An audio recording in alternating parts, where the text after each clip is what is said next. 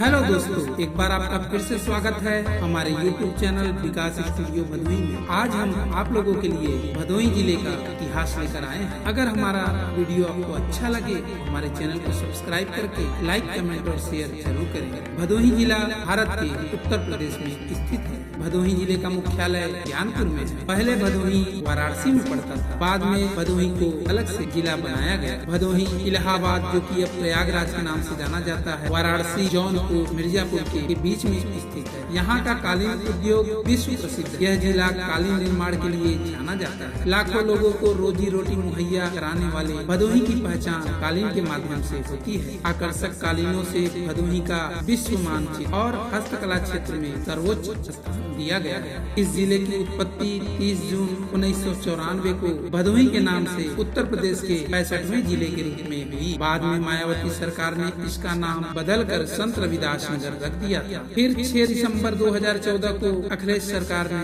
पुनः इस जिले का नाम भदोही कर दिया। यह जिला कारपेट सिटी के नाम से भी विश्व में प्रसिद्ध है। यह उत्तर प्रदेश के सबसे छोटे जिले में शुमार होता है। उत्तर प्रदेश के पूर्वांचल क्षेत्र के प्रमुख जनपद वाराणसी से निकला यह जिला भदोही के नाम से जाना जाता है। इलाहाबाद, वाराणसी, मिर्जापुर, जौनपुर की सीमाओं को छूता यह जिला अपने कालीन उद्योग की वजह से पूरे विश्व में अत्यंत ही प्रसिद्ध है। भदोही जिले के सीता समाहित स्थल सीतामढ़ी में पवन पुत्र हनुमान जी की 110 फीट ऊंची दिव्य मूर्ति स्थापित की गई है। पूरे विश्व में हनुमान जी की सबसे ऊंची, सबसे बड़ी मूर्ति होने का गौरव प्राप्त है। यहाँ पर उत्तर प्रदेश ही नहीं, भारत के कोने कोने से दर्शनार्थी दर्शन करने के लिए आते हैं। यहाँ के दिव्य व अलौकिक वातावरण, हरियाली, बाग बगीचे देख के मन मुग्ध हो जाता है। पर्यटन स्थल के लिए सीतामढ़ी अपनी अलग पहचान रखता है। इसी दिव्य जगह पर माता सीता धरती में समाहित है। भदोही के चेमराधनाथ धाम में स्थित शिवलिंग पूरे विश्व में इकलौता ऐसा शिवलिंग है जो कि कुएं में स्थित है। यहाँ पर लाखों श्रद्धालु दर्शन पूजन करने के लिए आते हैं। भगवान शिव का एक ऐसा अनोखा मंदिर जो कि एक कुएं के अंदर यह मंदिर बना हुआ है और यहाँ की खूबसूरती, चारों तरफ की हरियाली देख के मन प्रसन्न हो जाता है। इसी मंदिर से थोड़ी दूर पे गंगा का बहुत ही विहंगम और खूबसूरत दृश्य आप देख सकते हैं। पूरे एशिया का इकलौता Indian institute of carpet technology IICT Bhadohi में ही स्थित है, जहाँ से छात्रों को बीटेक कराया जाता है और कालीन की बारीकियां सिखाई जाती है। इस संस्थान में भारत के कोने कोने से बच्चे आके अध्ययन करते हैं। भारतीय कालीन प्रौद्योगिकी संस्थान भारत ही नहीं पूरे विश्व में प्रसिद्ध। कालीन उद्योग को विश्व स्तर पर प्रतिस्पर्धी बनाने और इसकी निरंतर वृद्धि के लिए तकनीकी विशेषज्ञों, अनुसंधान, विकास आदि के रूप में कालीन वस्त्र एवं अन्य संबंधित क्षेत्रों में हर संभव तकनीकी सहायता उपलब्ध कराने के लिए भारत सरकार वस्त्र मंत्रालय द्वारा IICT स्थापित की गई। यह एशिया में एक अनूठे प्रकार की डिग्री कार्यक्रम कालीन एवं वस्त्र प्रौद्योगिकी में बीटेक कार्यक्रम को आरंभ करते हुए वर्ष 2001 में वास्तविक रूप से क्रियाशील किया गया।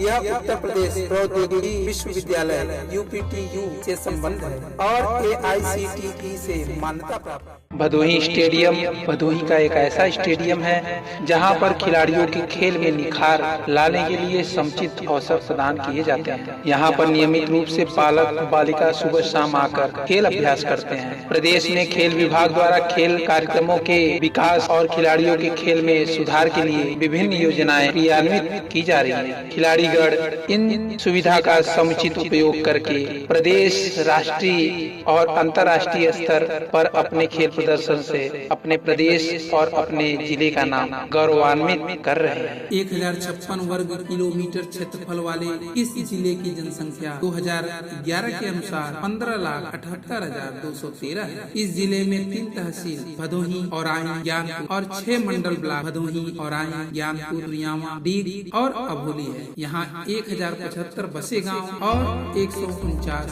नाम के गाँव के साथ 79 न्याय पंचायत और 489 ग्राम पंचायत। इस जिले में 9 पुलिस थाने। यहाँ पर साक्षरता दर करीब 79% है। करीब 220 करोड़ की लागत से बना एक्सपो मार्ट भदोही जो कालीन उद्योग को एक नई दिशा देगा। कारपेट फेयर आयोजित करने के लिए अभी तक भारत में सिर्फ 2 ही जगह थी, एक दिल्ली, दूसरा वाराणसी। अब भदोही में भी एक्सपो मार्ट की स्थापना होने से भदोही के कालीन उद्योग के लिए यह एक बहुत बड़ी उपलब्धि है। इस एक्सपो मार्ट से अब अंतर्राष्ट्रीय मार्केट में भदोही की सीधे पहुँच होगी। कारपेट फेयर में देश भर के कालीन निर्यातक अपने स्टॉल लगा सकते हैं और इसमें कालीन की खरीद के लिए देशों से आयातक आते हैं और इस वजह से कालीन के क्षेत्र में एक बहुत बड़ी प्रगति होने वाली है। भदोही जिले के कालीन उद्योग का लिखित साक्ष्य 16वीं सदी की रचना आईन अकबरी से मिलने लगता है। वैसे कालीन उद्योग का इतिहास लगभग 5000 वर्ष पुराना है। पहला कालीन लगभग 3000 ईस्वी पूर्व मिस्र वासियों ने बनवाया था। वे बुनाई कला के अच्छे ज्ञाता थे। वहीं से यह कला फारस पहुंची, लेकिन वहां इसका विकास न हो सका। 1580 ईस्वी में मुगल बादशाह अकबर ने फारस से कुछ कालीन बुनकरों को अपने दरबार में बुलाया। इन बुनकरों ने कसान, इफ्सान और हेराती नमूनों के कालीन अकबर को भेंट की। अकबर इन कालीन को देख के काफी प्रभावित हुआ और उसने आगरा, दिल्ली और लाहौर में कालीन बुनाई प्रशिक्षण और उत्पाद केंद्र खोल दिए। एक बार की बात है, आगरा से बुनकरों का एक दल जीटी रोड के रास्ते बंगाल जा रहा था। रात्रि में आराम करने के लिए वे लोग भदोही के घोसिया माधो सिंह समरिया में रुके। इस दल ने यहाँ रुकने पर कालीन निर्माण का प्रयास किया। वे लोग सोचे 4-6 दिन 10 दिन रह के देखते हैं। स्थानीय शासक और जुलाहों के माध्यम से यहाँ कालीन बुनाई की सुविधा प्राप्त हो गई। धीरे धीरे भदोही के जुलाहे इस कार्य में निपुण हो गए। वे आसपास के रियासतों में घूम घूम कर कालीन बेच के धन एकत्रित करते थे। वक्त के साथ भदोही कालीन उद्योग में छाने लगा। अंतर्राष्ट्रीय बाजार में कालीन के 6 मुख्य उत्पादक देश ईरान, चीन, भारत, पाकिस्तान, नेपाल और तुर्की है। नाटेड कालीन निर्यात का 90% ईरान, चीन, भारत और नेपाल से होता है। अकेले जर्मनी 40% कालीन आयात करता है। भदोही के कालीन निर्माण के संबंध में सबसे आश्चर्यजनक बात यह है कि यहाँ इस उद्योग का कच्चा माल पैदा नहीं होता। केवल कुशल श्रम की उपलब्धता ही सबसे बड़ा अस्त्र है, जिसके दम पर भदोही अपनी छाप विश्व बाजार में बनाया है। अकेले भदोही जिला देश का 75% कारपेट एक्सपोर्ट करता है। पहले तो होता है यहाँ पर भाई कच्चा धागा खरीदा जाता है, इसके बाद इसको डाइंग किया जाता है। डाइंग करने के बाद काम से जो कंडक्टर है काम से अपने यहाँ ले जाके इसको लूम पे वीविंग कराते हैं। वीविंग करा के वहाँ से आता है हम लोगों के पास। हम लोग इसको तैयारी में डालते हैं काम से। इसके बाद लगाने के बाद लेटेक्स लगता है, इस पर जाली लगता है। जाली लगने के बाद काम से इसके फाइनल कपड़ा लगता है। इसका बाइंडिंग होता है। बाइंडिंग होने के बाद काम से ये फाइनल क्लिप बिराई होता है। आप जो देख रहे हैं काम से इधर क्लिप बिराई हो रहा है। क्लिप बिराई होने के बाद फाइनल होने के बाद इसका बाकायदे चेकिंग किया जाता है। चेक करने के बाद काम से इसको फाइनल हम लोग पैकिंग देख रहे हैं, पैकिंग कराए हुए हैं। फाइनल पैकिंग करा के काम से हम लोग यहाँ से बॉम्बे पोर्ट पे भेजते हैं। बॉम्बे पोर्ट पे काम से कस्टम क्लियरेंस करा के ये काम से सीधा अमेरिका के लिए जाता है। और उड़ीसा के हैं और बंगाल के हैं, सब बाहरी कारीगर और हमारे कुछ क्षेत्रीय भी कारीगर इसमें काम करते हैं। जो रंगामेजी है भदोही की, इससे अनेकों प्रकार के कलाकार जो इसके जानकार हैं कारपेट में, वो सारे के लोगों को रोटी रोजी से जोड़ने का काम भदोही बेल्ट कारपेट करता है। अगर भारत सरकार लघु उद्योग, कुटीर उद्योग को थोड़ा सा इसमें महत्व दे दे, Bhadohi carpet belt, Bhadohi belt जो है कारपेट, मिर्जापुर हुआ, खमरिया हुआ, भदोही हुआ, में अगर औद्योगिक संस्था के रूप में यहाँ लागू की जाए और भारत सरकार हमको सब्सिडी देने काम करे ज़्यादा से, तो निश्चित तौर से हमारे देश का जो लेबर है किसी अन्यत्र जाने का नाम नहीं लेगा, अपने घर बैठे रोजी रोटी कर सकता है। कारपेट बेल्ट में हमें सहूलियत देगी तो 500 करोड़ का है, 10,000 करोड़ का जो हमेशा बढ़ता गया है। कारपेट बेल्ट एक ऐसा बेल्ट है जो कि 500,000 करोड़ रुपया राजस्व मुद्रा भारत सरकार को देता है। साका पिछले लेकिन ये भी कहा गया कि पूरे भारत का 75% एक्सपोर्ट जो है भदोही से होता है। जी, भदोही कस्बे से, भदोही डिस्ट्रिक्ट में खमरिया है सबसे बड़ा बेल्ट कारपेट का, माधो सिंह है, घोसिया है, चौरी है, रोटहा है, सुरगामा है और इसका सारे कारपेट बेल्ट का केंद्र भदोही नगर है। लेकिन कालीन का स्टार्टिंग तो आपका माधो सिंह से ही हुआ था। सही फरमा रहे हैं, नहीं है वहाँ भी थोड़ा फिट करना है, वो रंगामेजी खराब है उसको सेट करना, भी ठीक करना है।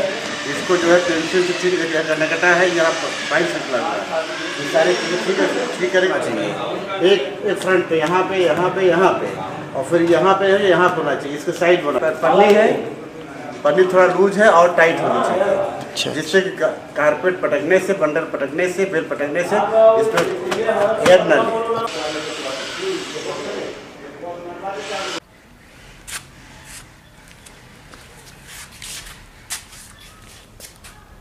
ये हमारे यहाँ जूट की दरी है। ये कैसे चालू हुआ, कैसे कहाँ से बना, कैसे इसका वीविंग होता है, कहाँ पे वीविंग होता है, कैसे स्टिचिंग होती है, हम आपको इसके बारे में आपको बताएंगे। ये जूट की दरी है, इसको पेटुआ बोलते हैं। ये कोलकाता से इसका पेटुआ आता है और हमारे यहाँ आके इसका डाइंग होता है। जब ये डाइंग हो जाता है उसके बाद वीविंग होता है। वीविंग होने के बाद यहाँ पे आके इसकी बैंडिंग होती है। ये जो बैंडिंग हुआ है आप देख रहे हैं राउंड राउंड, इसको हम बैंडिंग बोलते हैं। बैंडिंग होके इसको क्लिपिंग करा के फुल फिनिश करके पैकिंग करा के इसको फिर हम बाहर देश भेज देते हैं। हेलो दोस्तों, हमारे YouTube चैनल विकास स्टूडियो भदोही के द्वारा आप लोगों को इस वीडियो के माध्यम से भदोही के इतिहास, पहचान और प्रसिद्ध स्थानों के बारे में बताया गया। कुछ लोगों का ऐसा भी मानना है कि भदोही का नाम पहले भरदोही हुआ करता था। करीब 400 वर्ष पहले यहाँ पे भरों का साम्राज्य था, जिसका साक्ष्य आज भी उपलब्ध है। अगर हमारा ये वीडियो आपको अच्छा लगे तो प्लीज हमारे चैनल को सब्सक्राइब करके लाइक, कमेंट और शेयर जरूर करें। धन्यवाद। Welcome to Bhadoi friends. Bhadoi is officially famous for the carpets is exported all over the world from Bhadoi. Indian Institute of Carpet Technology is also Asia's largest institute of carpet education. Talking to the tourism sectors in Bhadoi, the tourism places like Tamadi Temple, Samarnath Dhams is officially the world famous tourism as well as the holy places in Bhadoi. So I request you all people to visit once in a lifetime in a Bhadoi.